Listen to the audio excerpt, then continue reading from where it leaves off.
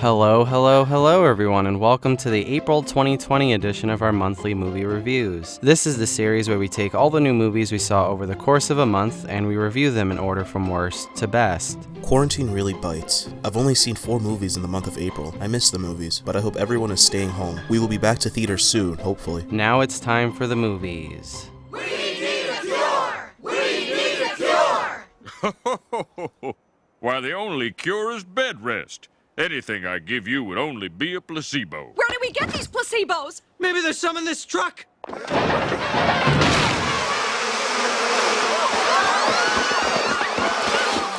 I'm cured. I mean, ouch. It's the end of the world as we know it. The main event is the latest piece of WWE propaganda. Their previous effort. Fighting with my family was accepted by the general public for some reason, and I don't know why. Like I said over a year ago, it makes the product look lame, it's historically inaccurate, barely anything in it makes sense, and the production quality is embarrassing. The main event does all the same things, but it's aimed at kids and it's not a biopic. I walked into this expecting it to not be good, but it was far worse than I could have expected. This movie is basically like Mike, except that it's unwatchable. The protagonist's grandmother looks like she could be his mom, like they needed multiple lines of dialogue to say that she is in fact an old woman. His dad doesn't even look like his dad. No relatives in this movie look related. As soon as the movie starts, you're bashed in the face with about $10,000 worth of wrestling merchandise. The protagonist goes to school with a toothpaste stain on his shirt, and he doesn't change his shirt all day. I don't know a single person that would do that. I don't know a single woman who would acknowledge that her son and or grandson has a toothpaste stain in the middle of his shirt and lets him leave the house anyway. The bullies in this movie make fun of the protagonist for being a wrestling fan, yet they used wrestling jargon to make fun of him. Like, are they closeted fans? And if they were, wouldn't they pretend that they don't know those things? The contestants in this tournament are forced to do these game show challenges that WWE used to do like 10 years ago, but they never got over with the crowd, so why are you doing that in this movie? Why are you reminding us of those embarrassing segments? The wrestler names the writer created would give you the impression that this movie takes place in 1995, but it actually takes place in 2020. This movie also treats wrestling like it's a real fight, and it makes no sense in this movie. It doesn't make sense in any movie. As a wrestling fan, it doesn't make sense.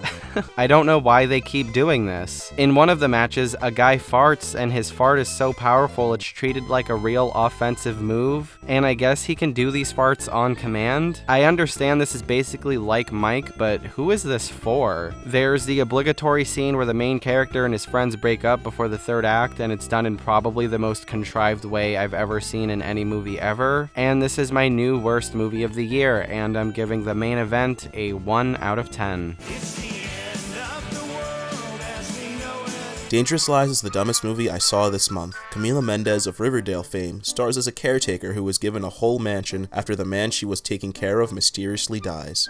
This sure does sound like a film I saw last year with another Hispanic actress. Anyway, yeah, this movie is unintentionally hilarious. They have these diamonds that they show multiple times, and it looks like they got them from the retail company Claire's. Another thing that's hilarious is how they keep leaving the door to the house open throughout the film. It's great. Towards the end of the movie, like 4 people come into the house back to back to back to back, and it's so funny because where are all these people coming from? And why is the plot actually progressing because of it? The couple continuously says they are poor as hell. Meanwhile, they live in one of the nicest apartments I have ever seen on screen. The plot exists, and it is something to behold. I would say this movie could be watched if you want something mindless in the background while you're doing something, like homework or kissing a significant other, but otherwise, I would not recommend it. I'm giving it a 2 out of 10. Not the worst thing I've seen, but high-key nowhere close to watchable. Dangerous Lies is the latest laughable Netflix original film, and yeah, it's bad. You can do as many shots as you want with shallow focus that follow the actors on a Steadicam, with soft lights and shadows, but it doesn't cover up how ridiculous the plot is. How do so many people have keys to this house that everyone can just waltz in like they do? It doesn't make any sense. The hashtag topical things it was going for don't ring as authentic. It's just sensationalist, melodramatic garbage. And I'm giving Dangerous Lies a 3 out of 10. It's the end of the world as we know it. The Road's Not Taken is the latest film by Sally Potter, the director of Orlando, and this film is not good. Apparently, this is about her brother who had a difficult life leading up to his death, but this movie is so empty for a film that's supposed to be dedicated to someone the director knows. Nothing happens in this movie. The reveals are cliched and telegraphed, the match cuts are not substantive, they don't add anything, they don't make you think about anything. I don't believe Elle Fanning could ever be Javier Bardem's biological daughter. Their relationship doesn't work based purely on casting. Javier Bardem makes some pretty big choices in this movie, which on set is fine. You as an actor should feel free to fail, but also those failures should not end up in the final cut. The plot is paper thin. It feels so underwritten. It's kind of a shock that the movie is paced as well as it is, and I'm giving The Road's Not Taken a 3 out of 10.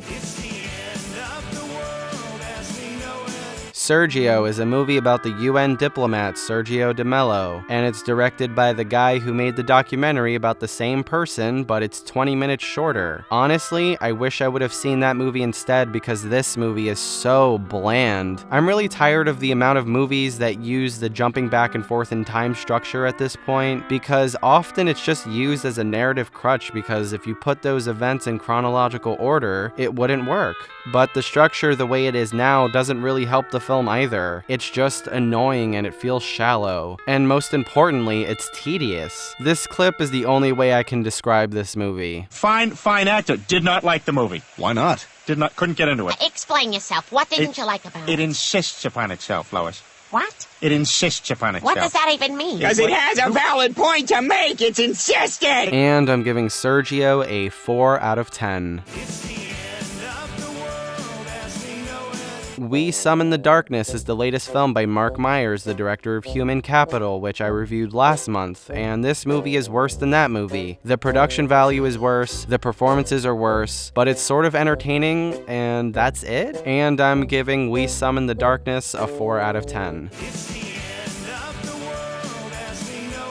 Love, Wedding, Repeat is one of the most frustrating movies I've seen this year. It starts off kind of strong, not amazing, not great, but it's like, okay, they're trying, that's cool, I can appreciate this. But then we're jumped into this multiple timelines thing, and the decisions made by the characters are so unbelievably stupid. I was legitimately sweating because I was seething at how stupid these characters were written. It was annoying in such a bad way. It wasn't character-based, it was just manipulative, and I'm giving Love, Wedding, Repeat a 4 out of 10.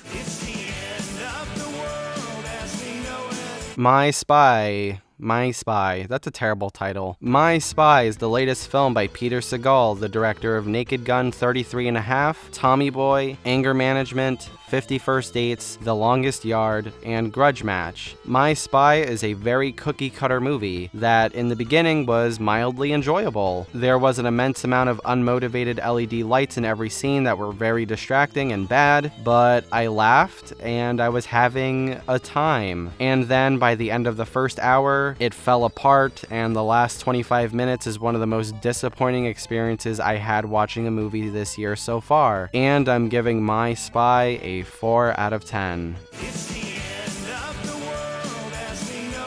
Witness the death of the movie-going experience. No, but seriously, Trolls World Tour was something, alright? I swear to God, though, if you're like under 10 years old, you will find this movie super annoying. They sing really bad versions of a cover song every 5 minutes, and it gets really old really fast. Speaking of cover songs, though, unlike well-made animated films that use song to progress plot, these songs are just in the movie just because. I guess they wanted to make the older audience feel nostalgic when they watch this movie with their kids. I'm not sure, but yeah, it gets really annoying. I will say some good things that this movie does is world build. The way they introduce the different trolls, worlds, and music is kind of interesting, and although not super original, is nice. I also thought that the commentary on diversity was alright. It is something to talk about with kids, and how we should always respect other cultures and not be embarrassed by our own cultures and stuff. It's neat. Also, the goth troll is totally Thanos stealing the Infinity Stones from the other troll lands. Okay, I'm giving Trolls World Tour a 4 out of 10. Trolls World Tour is kind of a fun movie, actually. I legit hated the first one. It was annoying. I hated it. This movie was actually pretty funny. There were so many jokes I enjoyed, most notably the Pinky Promise gag. I just love how it was executed. It made me happy. And now that I'm saying that, I'm thinking maybe the Pinky Promise thing was in the first movie, but honestly, I don't remember it because the rest of it was so bad. I'm just gonna pretend it never happened if it did. I enjoyed that rock music was the villain of the movie because although I do love rock, there is a tendency that rock listeners have where they devalue other genres by saying they're not music. Also, I love what they did with the origin of pop music because that commentary is also true. The animation was impressive sometimes, but that's all the nice things I have to say about this movie. The covers are really bad and I often felt like I was listening to a Kidz Bop album. The movie drags in the middle and loses its pacing, and there is a heel turn that is so obvious I don't even know why they even tried in the first place. And I'm giving Trolls World Tour a 4 out of 10. Coffee and Kareem is unintentionally the funniest movie I have seen this year. This mess of a movie is so goddamn funny that I must tell you to watch it as soon as you can. Terrence Little Garden High is high-key the funniest kid I have seen in a movie in so long. I really don't want to spoil what is in the movie, you need to watch it yourself. It's on Netflix, go right ahead. The movie is not particularly well shot or acted, and King Batch is in it, but it is something to take your mind off everything going on and make you smile. It reminds me of that one really bad movie I saw a couple years ago called The Brothers Grimsby. It was super bad, but it was so funny. I'm giving Coffee and Kareem a nice 3 out of 10, but you should still watch it anyway. Coffee and Kareem is the latest film from Michael Dowse, the director of Goon and Stuber, 2 movies I didn't love and I don't have any desire to return to. Coffee and Kareem, however, was a riot. I laughed so hard at this movie. Although comedies rarely work, especially the kids cursing kind, this one actually worked for me a little bit, and that's all attributed to Terrence Little Garden High as Kareem, who was excellently cast. This movie is basically that movie Black and Blue that came out last year, except that Coffee and Kareem doesn't take itself seriously, and that's this movie's biggest strength. Ed Helms isn't annoying in this movie, Taraji P. Henson does her thing, and Betty Gilpin steals every scene she's in because she's great, and everything I've ever seen her in, she needs to be in every single movie ever. It would be great. Thank you. Coffee and Kareem is a fun time, but it's cookie cutter plotting, and average presentation holds it back a lot, and I'm giving Coffee and Kareem a 5 out of 10. Also, don't go into this movie and get upset because the preteen curses constantly, because if you know a preteen, then that's exactly how they're talking when you're not around. I promise you. Just because you don't like it doesn't mean it's not true. Extraction is the directorial debut of Sam Hargrave, the stunt coordinator of these movies you've never heard of. It's also written by Joe Russo, the co-director of those movies you've never heard of. And Extraction was not great, in my opinion. Chris Hemsworth's character is like a mix of every character Sylvester Stallone and Harrison Ford have ever played. The cinematography, I will applaud for actually shooting the action well, but aesthetically, it feels like such a Netflix movie.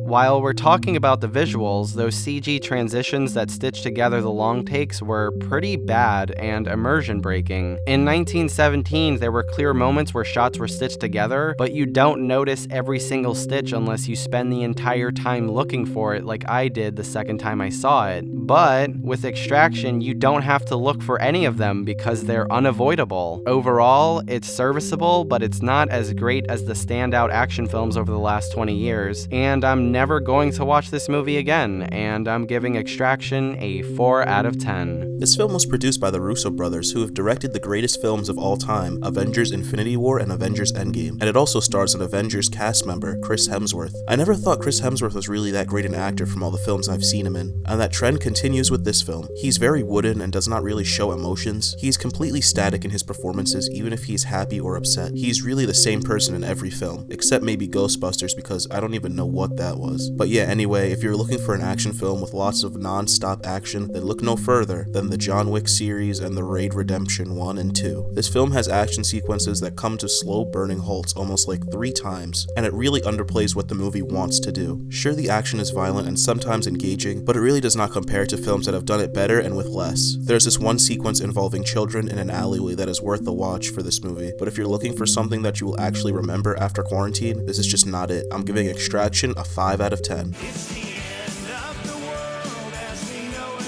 Bad Therapy is fine. Alicia Silverstone carries the movie. She has moments where she's so good that you get upset that her career tanked for a while because of Batman and Robin, and then there are moments where she kind of drops the ball. Everything else about the movie is not worth talking about. It's a very forgettable movie, but it doesn't do anything overtly terrible, and I'm giving Bad Therapy a 5 out of 10.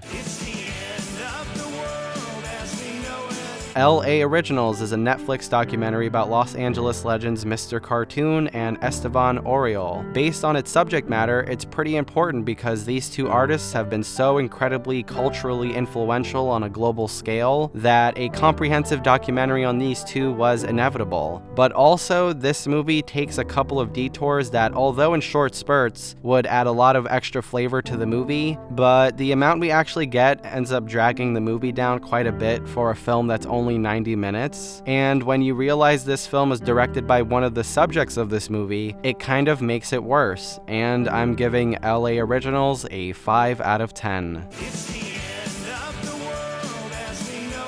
The Quarry is the directorial debut by Scott Teems, one of the writers of the upcoming Halloween movie, Halloween Kills. The Quarry was kind of okay. The idea of a fugitive turning into a pastor to escape the law is pretty interesting, and for the most part, it's executed pretty well. The thing that holds it back from me really liking it is its occasional pacing issues and its non-imaginative casting of Michael Shannon as the sheriff. He's good in the movie, but he doesn't do anything we haven't seen from him. Overall, it's a well-shot movie, and there's a scene in a boat towards the end that I found genuinely impressive from a filmmaker's point of view, because I know for sure it was filmed in a controlled environment because of how they filmed it, but everything about it looks so convincing. I thought it was pretty cool. Also, the social commentary is pretty nice, but I don't see myself revisiting this movie ever again, and I'm giving The Quarry a 6 out of 10. Wendy is the sophomore film from Ben Zeitlin, the director of Beasts of the Southern Wild, which, incoming hot take, is one of the most overrated movies of the last decade. Overrated! Overrated as hell. It got an immense amount of love when it initially came out, it got many Oscar nominations, but as soon as the Oscars went off the air, no one ever talked about that movie ever again. I mean it. Film Twitter, silence. Film YouTube, silence. Everyday conversation about movies, silence. I finally saw it last year, and although the production design was pretty great, I found it to be so tedious and boring. Wendy, on the other hand, is an improvement. It's an adaptation of Peter Pan, but it's called Wendy. It mostly follows the story that you're familiar with, but it has a couple of twists and turns that add a lot to the story. Maybe these were things in the original version that were simply left out of the kids' movie adaptations, but either way, it's in this movie, and it's a very welcome addition to the experience. Some of the performances are hit or miss, some of the visual effects are hit or miss, but overall, this is probably my favorite adaptation of Peter Pan I've ever seen. The 2003 movie is terrible, I never really cared for the animated version, and Hook is a movie that exists, and yeah, I'm not sorry about that. And I'm giving Wendy a 6 out of 10.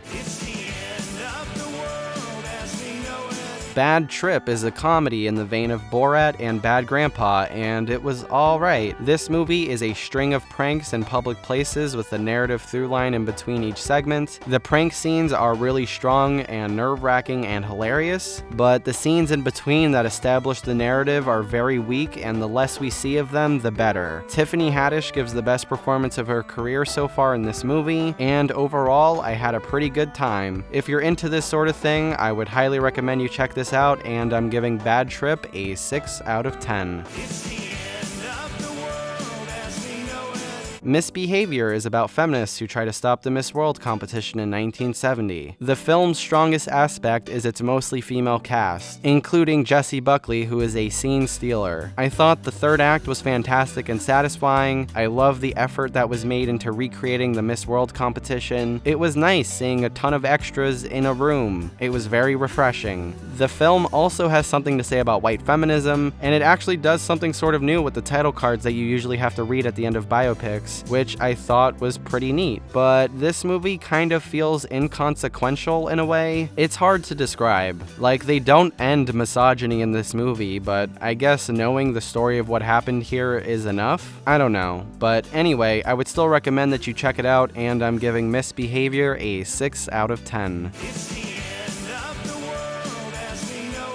Tigertail is the directorial debut of Alan Yang, and I thought it was alright. It's a Taiwanese-American movie about the relationship between a father and daughter that spans decades from the father's past to his present. This movie is incredibly well shot and acted. There's a montage in the middle of the movie that's fantastic, and it reminded me of the SpongeBob episode where Squidward moves to the neighborhood full of Squidwards. But my biggest beef with this movie that holds me back from saying it's great is the standard direction. Don't get me wrong, there's some great sequences and meaningful symbolism in this film, but how many movies do we have to see about people who are sad and show that inner sadness through being orderly and precise and robotic? Oh my god, it's so tired. Every time that character trait or a shot that highlights that character trait was shown, I wanted to roll my eyes. It feels like the first obvious choice to make, but I feel like there's a more exciting way to show that, especially when I've seen that so many times, either when I'm in a movie theater, or when I was in film school, or when I'm watching some Netflix movie that shows way less potential for greatness than this movie does. But nonetheless, I will be keeping my eye on Alan Yang and his future projects, because I do see potential for him to become an important filmmaker in the future, which is okay because no one is Orson Welles their first go around, and I'm giving Tigertail a 6 out of 10.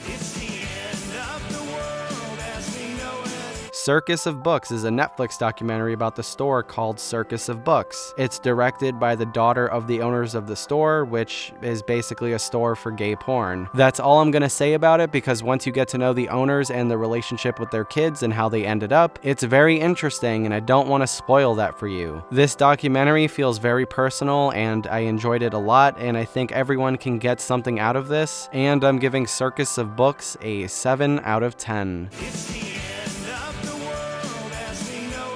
Bad Education is the sophomore film from Corey Finley, the director of Thoroughbreds from 2017, which was alright. That movie is full of personality and it's quirky and crazy, but this film is different in almost every single way. I would recommend just watching this movie blind and having the film unravel in front of you, because it progressively gets worse and worse in a great way. Hugh Jackman gives one of his best performances ever, which improves even more on a second watch because you already know what takes place, so you have a better idea of what he's thinking. Allison Janney is incredible as always. Annalee Ashford was hilarious and played stupid very convincingly. Alex Wolff is actually not annoying in this movie. I don't know what it is about him and his agent and their choices, but for some reason, since Hereditary, he's gotten terrible nothing role after terrible nothing role. And in this movie, although he doesn't have a major impact on the plot, he still adds something to the table. The rest of the cast is amazing in their own way. It's just an incredible cast. Like, you're watching this movie and you're like, damn, look at this cast. But most notably for me, Rafael Casal blew me away. You may remember him from Blindspotting, which he starred in and also co-wrote, and the jump from that movie to this movie is a complete 180. From the voice to the mannerisms, everything. I was very impressed by him. This film is shot incredibly precisely. You always feel the intention of each scene based on the camera placement and the angle, which I loved. Also, the presentation feels like this film could have come out in the mid-70s. There are zooms used throughout. It was shot on 35mm film and it looks gorgeous. And the film often feels understated, but you do feel like there's something bubbling to the surface ready to explode. I'm very impressed by what Corey Finley and his collaborators were able to accomplish in this movie, and I can confidently say that this is the best movie of 2020 at the moment. It was acquired by HBO, so if you have HBO or any of its streaming services, I would highly recommend you see this film as soon as possible. And I'm giving Bad Education an 8 out of 10. If you enjoyed this video, hit the like button. If you agree or disagree, tell us in the comments. Subscribe if you haven't already. Share with your friends. Do all the things. The Matrix video is coming soon, I swear. The video editing is almost done, and then I have to do the sound and the music and all that, so yeah, it's coming. It's a very long video, okay? Bye-bye.